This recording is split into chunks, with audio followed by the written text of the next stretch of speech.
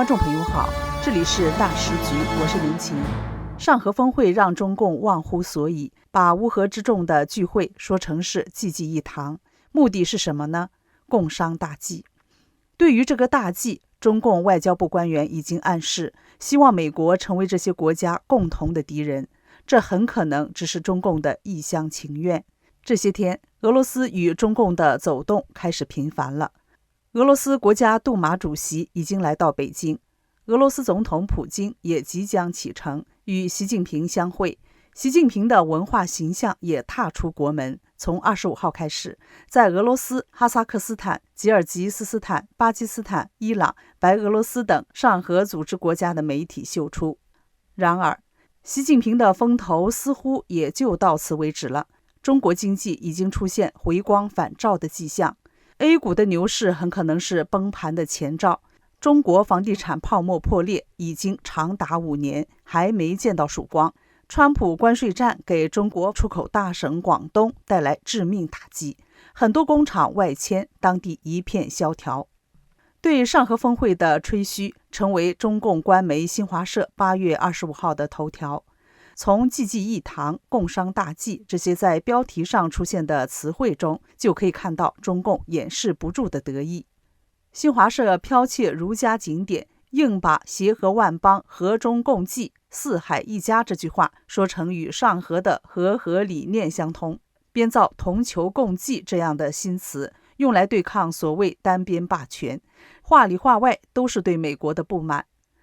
中共的胆量好像一下子壮不少。正如资深媒体人中泽克二分析的那样，美国是冷战结束至今超过30年之中唯一一个硕果仅存的超级大国。在冷战中做了多年苏联小弟的中共，在加入世贸之后，借着全球化的推力，经济快速增长，竟然成了世界第2大经济体。现任中共党魁习近平的东升西降，借着上合峰会似乎开始升级了。在偷换了儒家天下为公的概念之后，要实现天下为共了，取代美国的霸主地位，把红旗插遍全世界。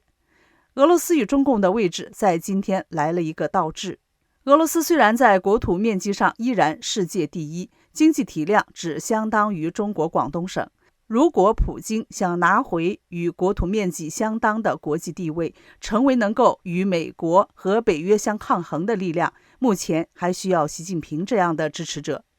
川普在阿拉斯加双普会上可以说给了普京一次重新走进国际舞台的机会，摆脱国际弃儿的境遇。然而，俄罗斯战争让俄乌两国数十万人失去生命，造成不可估量的财产损失和破坏。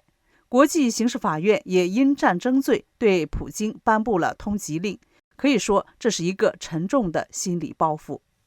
再有，重新走入国际舞台是什么意思？是与美国和欧洲一样平起平坐吗？美国和欧洲一向讲究平等，这似乎满足不了普京重建俄罗斯帝国的野心。这样的舞台满足不了普京，装不下普京的野性。普京要的是全世界，与中共心目中同球一样，是整个地球。很不幸，做世界霸主、统治全球的野心，让普京走回了习近平的圈子。尽管普京的称霸和习近平天下为共只是同床异梦，但目前他们的对手似乎都是美国和欧盟。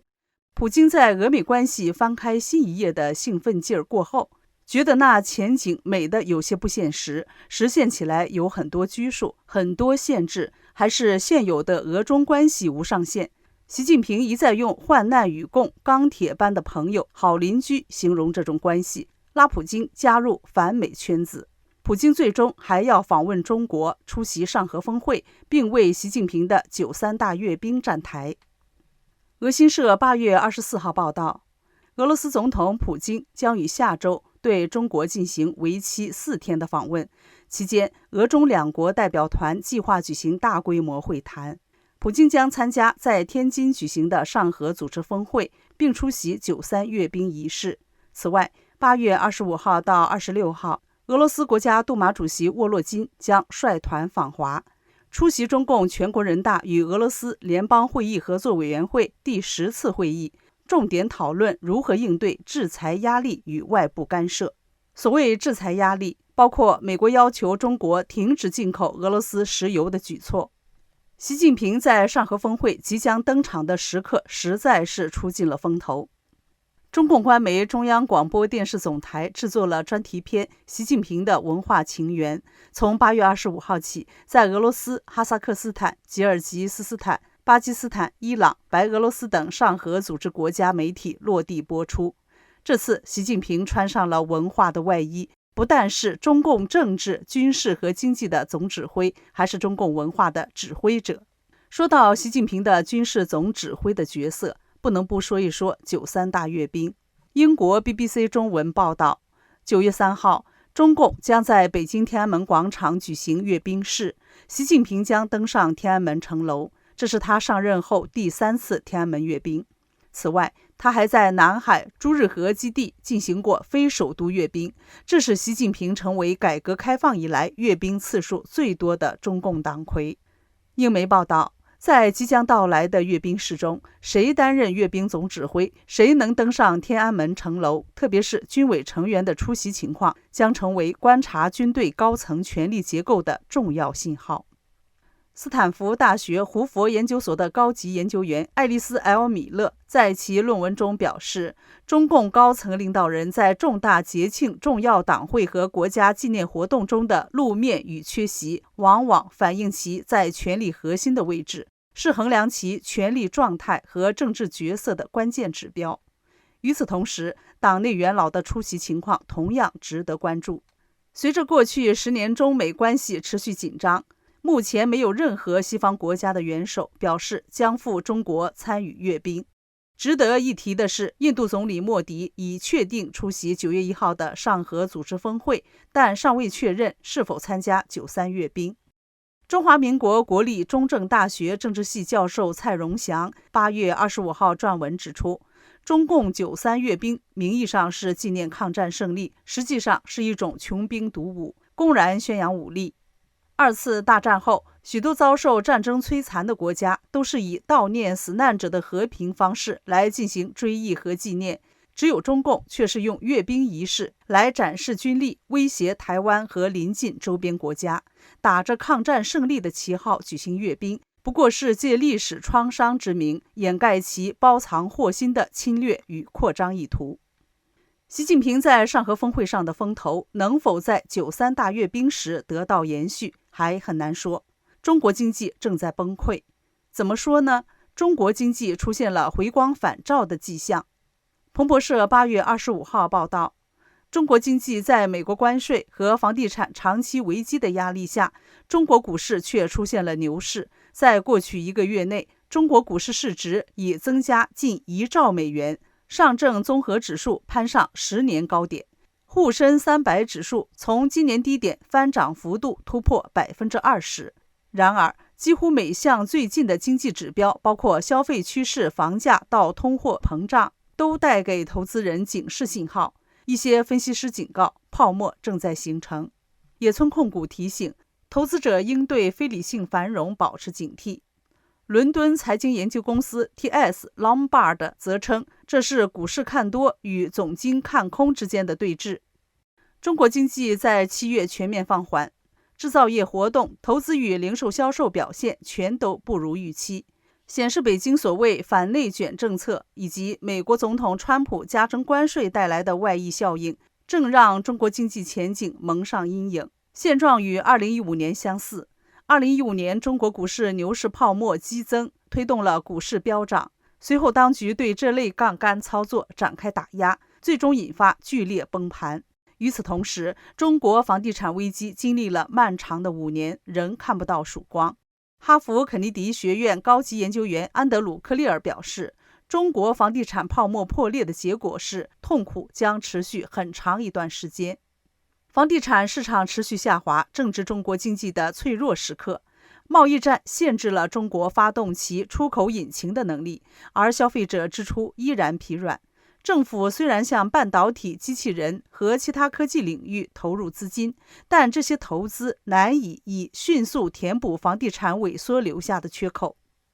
根据中共统计局的数据2025年前7个月，全国新开工住房面积较去年同期下降了近20%。据上海市政府背景的财经媒体和研究集团第一财经称，目前商品房待售面积是历史平均值的2倍有余。本月，高盛在一份研究报告中表示，7月份的研究数据显示，房地产市场复苏的一点迹象仅限于一线城市。但即使在一线城市，地方政府也在采取措施刺激需求。科技行业工作者张丽丽本月卖掉北京的房子时，对市场的疲软程度感到惊讶。她最终以低于要价的价格卖掉了房子，但她很庆幸能成交，因为她遇到的大多是无意购买的、只看不买的人。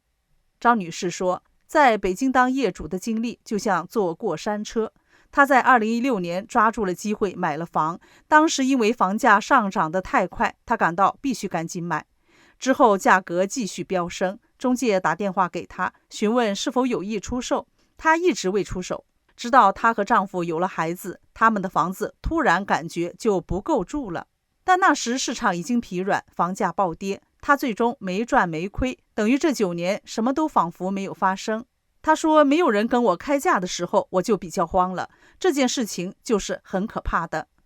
广东省是中国的出口大省，但如今很多当地人表示，在川普关税战的压力下，很多工厂已空置，周边的餐馆和商铺也生意惨淡。厨师李继磊来到后街谋生已超过10年，他说生意不好，很多工厂都走了。广东去年的出口总额近5.9万亿元人民币和8210亿美元，受冲击尤其严重。法国外贸银行亚太区首席经济学家吴卓英表示，广东的企业正处在这场贸易战的核心，受到的影响非常巨大。广东去年经济增速仅为3.5%，连续第3年未达目标，远低于全国5%的增速。省内唯一一个在2024年实现高于全国平均增速的是深圳，这是一座以高科技产业为支柱的富裕城市。省会广州的年增长率仅为2.1%，临近以家具和家电制造闻名的佛山，增速为1.3%。作为最早设立经济特区的沿海城市之一，汕头的经济仅增长了0.02%。广东的经济放缓还对全国产生了影响。广东省对中共中央政府的税收贡献超过其他任何地区。近年来，由于全国经济下行，北京将这部分税收的更大比例调配到经济较为落后的地区，以推动增长。近年来，出口曾是中国经济的重要支撑，但法国外贸银行的吴卓英表示，随着最新一轮中美贸易紧张局势加剧，连总部位于广东的电动车制造商比亚迪等高科技出口商也开始寻求海外扩张产能。他指出，川普取消小额豁免关税政策，也将对广东造成特别严重的冲击，因为甚和 Team 这2个利用这一政策的平台，许多供应商都集中在广东。没有哪个地方比珠三角的制造重镇荣桂更能体现广东出口模式的停滞。荣桂是第一个工业总产值突破1000亿元人民币的制造基地，但如今靠制造空调和冰箱支撑的荣桂增长已陷入停滞。这类终端产品利润不断压缩，而高科技产业则在其他地区扎根。邻近的佛山增长也急剧放缓。街头摊贩周晶晶在工业园外摆摊卖6元一份的饺子。他说，我勉强还能养家糊口，但随着附近工厂加班的员工减少，晚上的小吃摊收入也受到影响。中国股市出现的所谓牛市，很可能是崩盘前的昙花一现。中国经济基本面根本不支持这种牛市，中国老百姓重新回到为果腹而忙碌的贫困中，中共却在谋划着共商大计的反美峰会和穷兵黩武的93大阅兵，向美国叫板，向周边国家秀肌肉，真是无药可救了。这里是大时局，感谢您的陪伴与思考，请订阅、分享并打开小铃铛，一起在动荡中坚守真相，在黑暗中点燃希望。